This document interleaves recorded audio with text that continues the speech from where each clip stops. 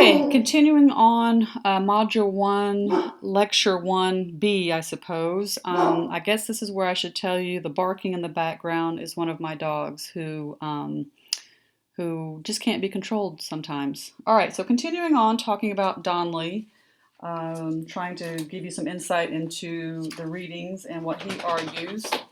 If we move a little bit further from where we left off last time, talking about the evolution of the claiming of rights, as we move through history and the Western philosophy, the Western history, as Donnelly points out, where rights started to evolve over time.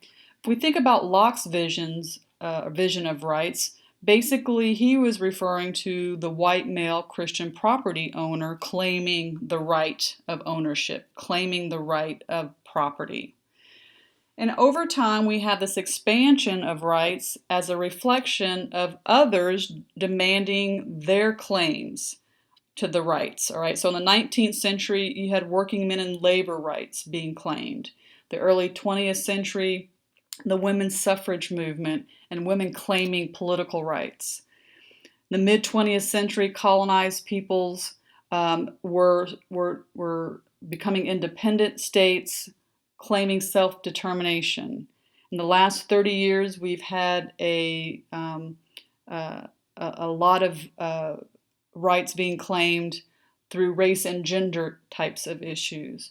So again, remember that possession paradox. It's not that these individuals didn't have those rights. Innately, as humans, we all have those rights. It's a matter of having to claim them in order for them to be realized. Okay.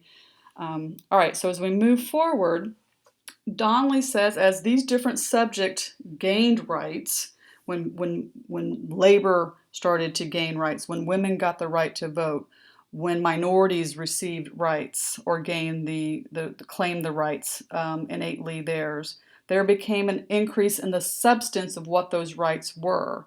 So we can talk about labor rights in general, but what does all that mean? What's the substance of labor rights? Well, there's insurance, working conditions, a 40-hour work week.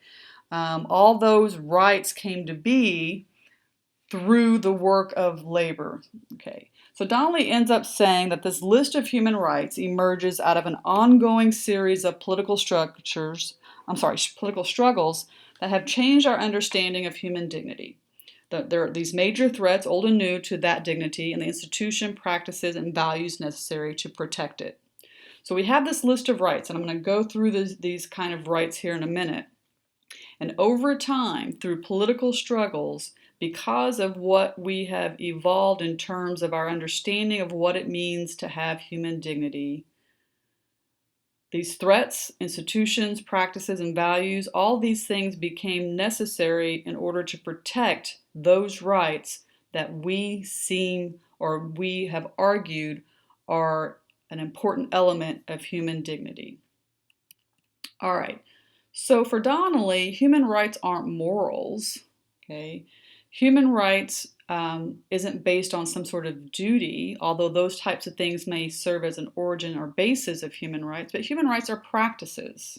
Okay, and these ideas and practices first emerged from the West. Is that because the West is superior? No, obviously not. It's because the modern markets and modern states occurred first in the West and then were exported, if you will, around the globe. So it's not that people didn't have human rights prior to this time, it's just they weren't realized. Okay, so hopefully that concept is clear. All right, what about this typology of rights? Okay. In 1948, after World War II, the United Nations put forth this Universal Declaration of Human Rights, signified by the UDHR. And the Declaration is concerned with the rights of individuals. Rights are what individuals are entitled to by virtue of being human beings. So therefore, there's a focus on the most basic elements of what it means to be human. So the drafters attempted to sum up the essential needs that they felt all individuals have, irrespective of differences between them, such as culture, religion, nationality, and or gender. In other words, the drafters concentrated and concluded that there are certain types of rights that were the most basic universal.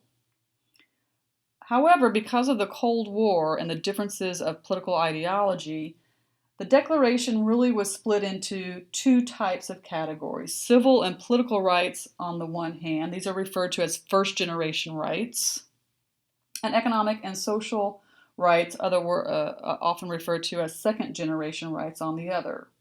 So, civil and political rights are those which, broadly defined, concern individuals enjoying control over their own lives.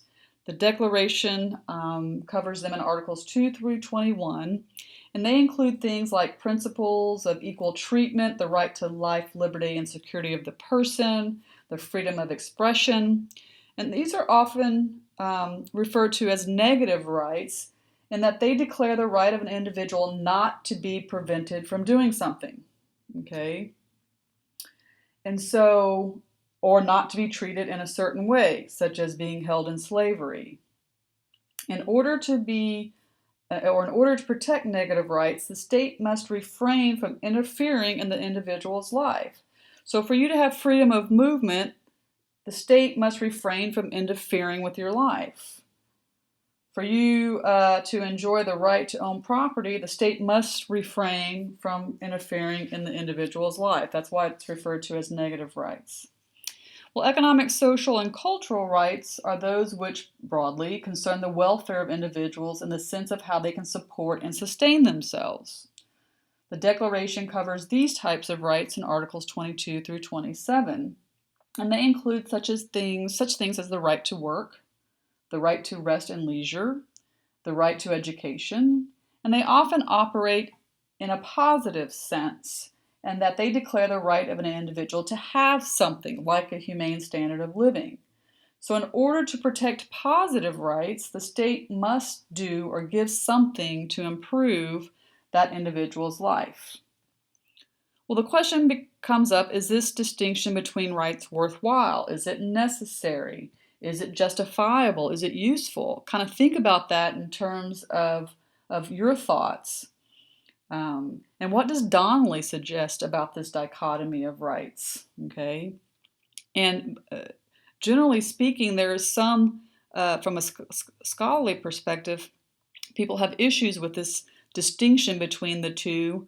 However, politically, we can see how these two different types of rights, positive and negative rights, evolved in the Cold War era, where the United States and Western states focused on civil and political rights.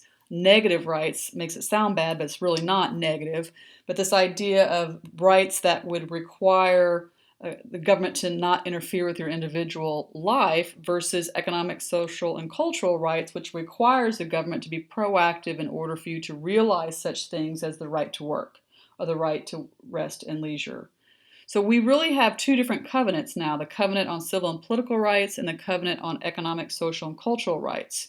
The United States is a party to the first one, but it shouldn't surprise you that the United States is not a party to the economic, social, and cultural covenant, focusing on positive rights. Okay, and that's where we'll end.